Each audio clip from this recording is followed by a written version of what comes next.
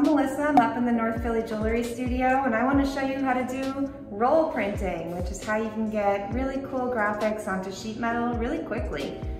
What we're going to do to start out is just use some thick paper. I'm using watercolor paper.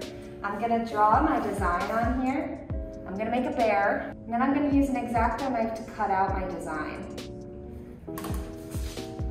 Quick bear.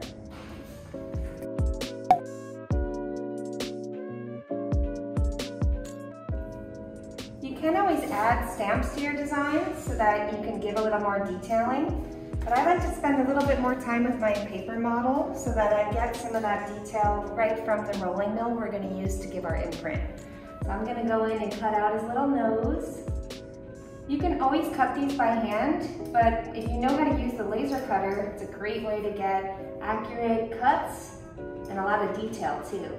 This will even work if you engrave on thick paper on the laser as well. So my paper model is pretty simple, but we're going to see it turn into a metal bear next. We're going to cut down some copper sheet so that we can imprint our bear onto there. We're going to use the bench shear to do that, and we're working with thin gauge material, 18 gauge, so just over 1 millimeter.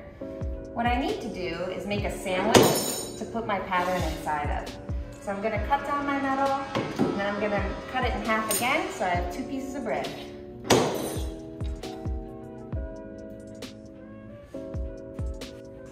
So I'm going to take my paper pattern, and I'm going to put him in a sandwich, so between 2 sheets of metal. And then I've already set the distance between the rollers so that I'm going to get a nice imprint on the metal. So I'm going to grab this handle here, and if you've ever squished a penny before, this is a similar process. I'm going to take this and just crank it around. Ta-da! I have my bear, and I get 2 for 1. And you can see the paper pattern has now imprinted that bear onto the metal.